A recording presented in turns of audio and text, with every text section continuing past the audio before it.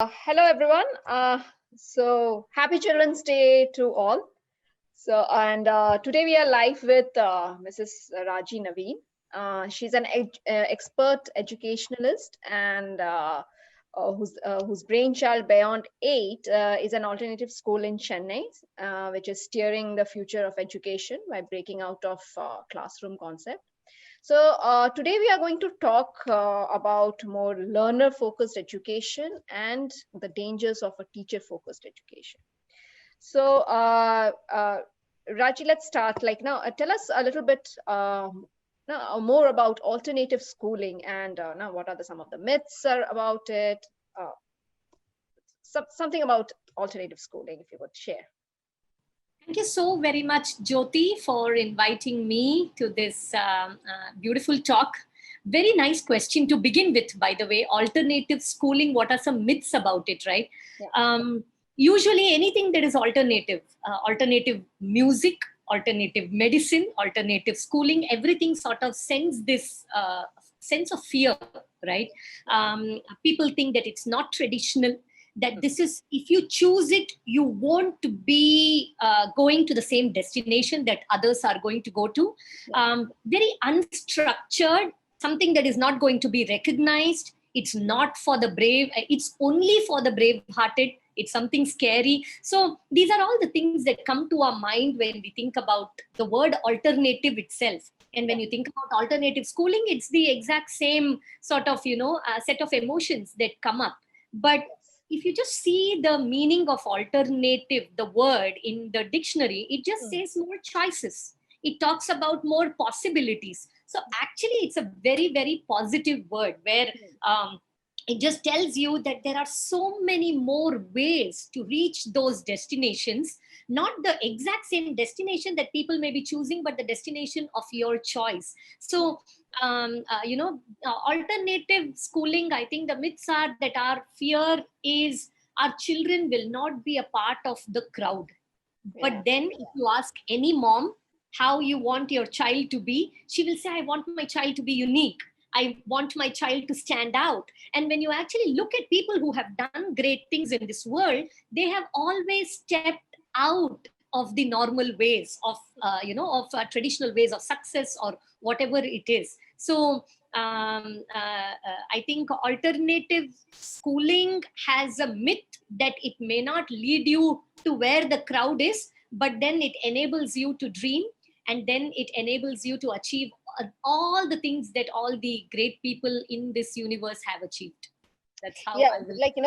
The fear of being a parent, because I'm a parent myself, the one question that parents would be having about this alternative schooling is now, how will children fare in the future, post their alternative schooling? Can you comment on this a bit? So in one word, I'll say that when children pursue alternative schooling, they will not just thrive, but they will not just survive, but they will actually thrive, right? So if you want your children to live happy lives, meaningful lives, to be citizens of the world, and if you want them to really thrive in the future and be in control, then alternative schooling is for you. Because if you think about it, our children, your children, my children, children of the people who are viewing this show right now, these children are Gen Z learners, right? And Gen Z is characterized by this strong sense of autonomy. Autonomy meaning they want to take charge. They want to be in control. They want independence and they want self-direction. And your child will say the same thing. No, I want to make this choice. I want to wear this dress. I want to be with this friend. So that's what alternative schooling will instill, that same spirit of exploration, the spirit of boldness and courage that we want in our learners. And when we put our children in charge of their own choices, they just set off on life-changing journeys. So to answer your question, they will not just survive. They will not just be in doubt. They will not just be thinking about what do I do next. They are not going to be waiting for orders to come from a school or a teacher or their own boss in their workplace.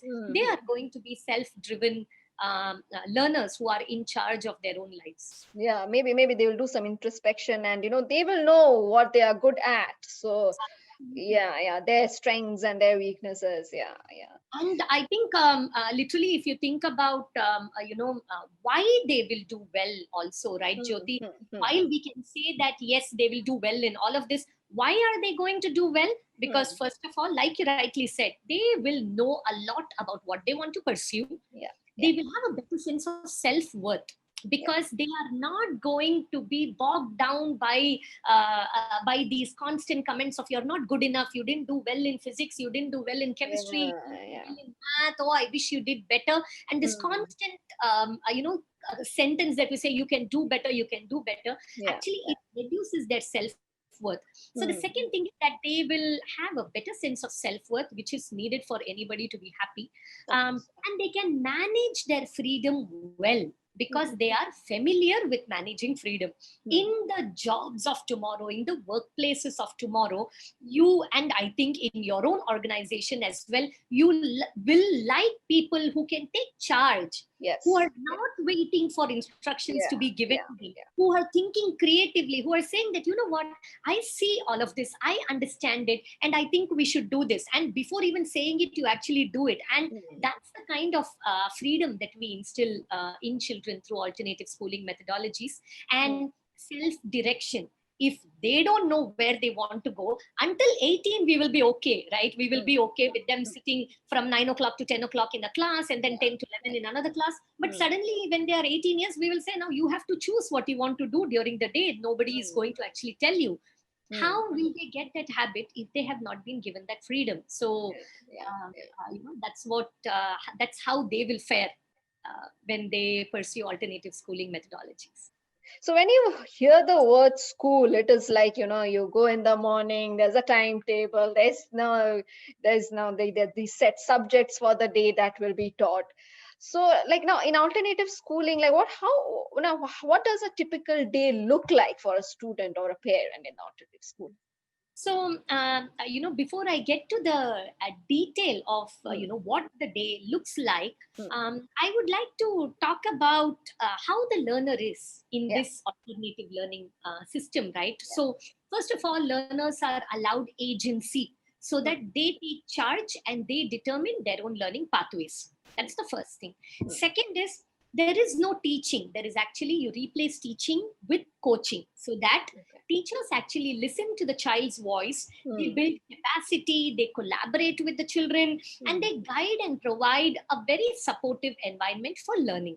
So hmm. that's the second thing. So what happens, more than the timetable, the learner is self-directed, the learner owns their learning pathway. The teacher is not a teacher who is just here to do lesson plan delivery and says that portions are completed. Portions are never completed, because Yeah, yeah. learning is endless, right? So teachers are replaced with coaches, and then you enable a learner's aspiration and interest. When you enable a learner to pursue their passion, Hmm. the way you interact with them, the way they will speak with you completely changes, because they respect you, Yeah, because you heard them, and yeah, in turn, yeah. you earn their respect, right? Hmm, So the way they communicate with you, and that goes with there are so many cases where I have seen, when a child's interest is nurtured, the child just transforms, hmm, and it's a beautiful process, where when you need to enable their interests and passions, provide guidance and tools where they can see their own progress, right? Usually what happens in regular schooling is the teacher is constantly giving feedback, yeah. but you can never receive feedback unless you're ready for it or you have asked for it, right? Hmm, So in this system, the learner actually sees their own progress hmm. and tries to make modifications or tries to approach the teacher for support, rather than the teacher saying that these are the things that you need to improve. So instead of a push, here there is a pull, Well, right? yeah, and yeah. and when children see their own progress through portfolios or different tools that we use, they Hmm. are more motivated, they are more accountable for their own progress, right? Collaboration among peers, what do you see in a regular classroom? Children don't talk to each other, you don't copy, you don't see, you don't look, listen to Hmm. me, I am the one, I'm writing on the board, do this, do that, right? So So these are the things that we see in a traditional classroom. Whereas the best learning happens when children are learning with their peers and collaborating. So in that daily timetable, their schedule, there is a lot of opportunity for collaboration. So there will be classes where there are no teachers. Can you just imagine a class without teachers? And you will think that, oh my God, a class without teachers means chaos, right? Children are going to be running. But then if every day there is a class without teacher, then you're not going to have chaos. You're actually going to have collaborations. There will be a lot of, children gravitating towards each other because they like some things. And then they are just going to have the, best inventions coming out. We have seen very, very, beautiful, what do you say, very beautiful inventions and outcomes coming out of these collaborations. And we have learner-led PTMs. So when you talk about a learner-led PTM, what happens usually in a PTM? As a mother, most mothers will be scared. Oh my God, there is a PTM. Now what is they're going to tell? I know English though, theek hai, this is fine, English is okay, but then I know the math teacher is going to tell me she is not doing well, or the history teacher is going to tell me she is not doing well. But in here, we actually sort of, we call it as turning learning right side up. So here, instead of the parent going in to listen to a teacher saying that, there are things that are not working well or things that are working well, the learner actually leads the PTM. So the learner says this, these are the things that helped my learning journey. These are the things where I have struggled. This is the evidence that I have in front of me, which showcases my journey. And when they talk about their own successes and their limitations, you realize that they become more accountable because they have made that promise, right? It's not just being a passive listener. So scheduling, it's based on the learner's lead, on the learner's needs. It's very autonomous. There are times for children to collaborate. There are times for children to pursue their interests. There is self-learning time. Then there is this one-on-one time with the teacher also, where the learner says that this is the doubt that I'm having. Could you please clarify it for me? And then there are practical sessions, and obviously everything will have a schedule. There is no, because there are 24 hours in a day. Of course, you go to school and for about 7 to 8 hours. And in those 8 hours, you cannot have a chaotic environment. So these are all the myths, right? So people think that it's free for all. Children will be anywhere. Children will be everywhere. Teachers will not know where to go. Actually, in that chaos, that is the chaos theory also, right? In that chaos is where the most innovative and most useful things happen. So that's how the learner's schedule is. More than anything, there are two things that are happening. Learners are having fun. Facilitators are having fun. If you ask a mom, what do you want your child to be? You'll say happy, right? So they are happy in this. And the second thing is that teachers are also learning. And that's the best sign of an ecosystem. When a teacher is learning along with the learner, you know that it is a very, an ecosystem that is thriving. So that's how the schedule looks like. There is a schedule, but learners are in charge. They are determining their schedules, and teachers are coaches, and learning is happening beautifully. Lovely. So given the pandemic situation where everybody is now sitting at home and there are e-classrooms and everybody, so do you think that alternative schooling is gaining more acceptance? See, I think the pandemic has shaken a lot of preconceived notions. I have never imagined that a whole world, first of all, will be affected at the same time. Usually it will be one country, one state, one district, one location, one spot. But no one thought that the whole world will come to a stop. No one thought that every single industry will be affected, and that no one thought that we will all go online, right, in terms of learning and education. However, traditional schooling, this 200-year-old industrialization system-based draconian educational system that has taken such deep roots, that it is going to be, it's going to take time, Jyoti. I know that the pandemic has shaken that belief, yet I think more than the pandemic, who will turn the table? It will be the learners. Because the learners themselves will say that I will not go to a school in which there is 8 hours of a teacher talk and I'm not gaining anything. The learners will say that, and that's the characteristic nature of a Gen Z learner, right? So, and I think more parents also choose alternative education, not because of the pandemic, because pandemic is happening today. Earlier, parents because of their children, because they realize that my child's interest is not being catered to in a school that has its own agenda, right? Which is the curriculum delivery and the curriculum and the examination. So I am actually very hopeful that our Gen Z learners and the next generation is going to be the alpha generation, right? They will actually be the decision makers, and they will be telling their moms and their dads, they will be saying that this school is not really allowing me to pursue my passion. So while the pandemic has really shaken us and made us really sit upright and think and it, because what has happened during this pandemic, by the way, a few examples over here.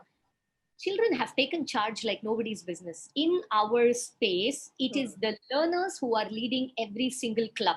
Now, clubs are something which are very common, right? In schools, everybody has clubs. There will be teachers who are leading many clubs, and there are schools in which children also lead. But by the March 15th is when schools closed in India, right? And by the first week of April, learners started saying that, you know what, we are in online mode of education. We are not getting in-person learning. The children are not getting to speak with each other. So let us start this initiative called Octopus, where children can actually, without adults, come together and find a safe space to speak about things that are taboo, right? And this was in April. So just see the way children are responding. We are still trying to see how to get the online classes done, but children have been so fast and they are thinking of initiatives. And then there is this whole suddenly some 5 or 6 art enthusiasts, they are coming in and saying that mental well-being is of core importance now. Everybody is talking about pandemic, everybody is so negative,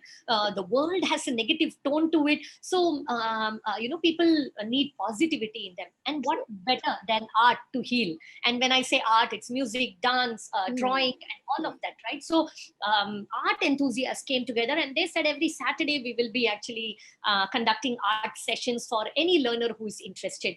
And more than even the classes, you should see these sessions that are conducted by the learners. The children are enthusiastic, children are enjoying. There is no curriculum to meet, and it is drawing people who are interested in that subject. Nobody is mandated, nobody is required, but then you see full participation in these sessions. So do you think alternative schooling is gaining more acceptance? I think children will be the first one to choose it. And that's where the ripple effect then will happen to parents, and parents will choose it. Thank God for the pandemic. We are, I think, definitely sort of, increasing the pace at which change is happening. So it is definitely an option for parents to consider. Other than a traditional, the brick and mortar school to go to. Absolutely. And it's a good point that you mentioned, brick and mortar school. First of all, when we talk about, we say learning has to be experiential, right? That the play we are in contributes to the learning. So if I am sitting in this space sort of allows me to read a book.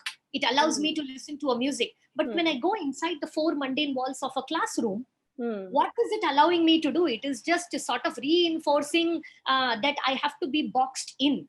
I cannot really step out. I cannot really think. And no matter how many beautiful decorations you put inside a classroom, finally, you know that it is something that is restricting you. So I think that people will start exploring the notion itself that you need to go to a brick and mortar school to learn. It has already been there. The Coursera's of the world and the edX's of the world have already broken that barrier, and they have told us that online learning can happen, hybrid learning can happen, and learning can happen in different places. So I think the world will move towards a distributed approach in learning, where why we are going to a place to learn will be a question that we will ask ourselves. And the whole notion of going to one place sitting in that same bench, fighting for that same chair because it looks prettier than the other chair. It's all going to be questioned in the near future. So, absolutely, the pandemic is making us rethink and reimagine and create Yeah, true. for the better. So lastly, before we close, there's a final question for you. Like, what is the aim of alternative schooling, and are there any different types of models within which the alternative schooling, no, within itself, alternative schooling, are there any different models that they follow, the system follows? See, I think systems thinker Russell Ackoff, he says that when you do the wrong things rightly, the wronger you become. Hmm. Hmm. When you do the wrong things rightly. So when you're, even if you're doing great things, but if the whatever you're doing is fundamentally wrong, it can only become wronger, right? So it's okay to do the right things wrongly because you're still doing the right thing, right? So I think alternative schooling is questioning this 200-year-old industry-based education system because it was done completely wrongly. Dividing subjects as physics, chemistry, biology, math, and then trying to say multidisciplinary, transdisciplinary, this disciplinary, all of those approaches trying to bring in, it's like, fixing broken pieces that cannot be fixed together. So what you need to do is literally, we broke it wrongly. Now let us not try to just stick it and fix it, but let us actually try to reimagine and recreate. So that's what alternative schooling does. It tries to sort of, move away from this draconian system, and sort of bring learning back to the center, bring the learner back to the center, bring passion back to the center, and not just a curriculum driven educational system. So if we want happy children, if we want happy people, if we want a community that is happy, Yeah. we need to actually work on our schools, because you cannot expect an adult to be happy when their childhood has not been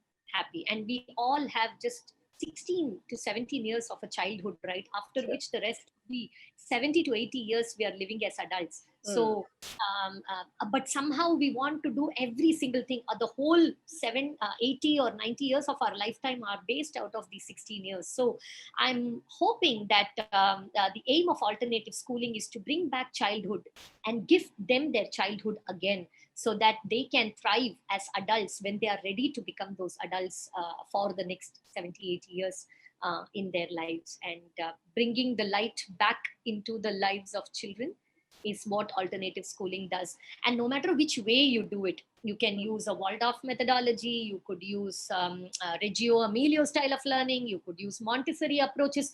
Approaches are just ways to train teachers and to help parents understand the philosophy. But I think I would like to use the approach of listening to the learner's voice. And as long as learning is led by listening to the learner and bringing in joy and happiness in their lives, we will do right by them. Lovely. Thank you, Raji. Thank you so much. It was lovely talking to you and knowing more about alternative schooling. Because as a parent, like I said, like as a parent myself, it is really nice to know about something different than the traditional mode of schooling that we have known all these years. So thank you, Raji, again, and happy Children's Day to whoever is celebrating, all the kids out there. Happy Children's Day to all. Thank you very much, Jyoti, for inviting me. Bye-bye. Bye-bye.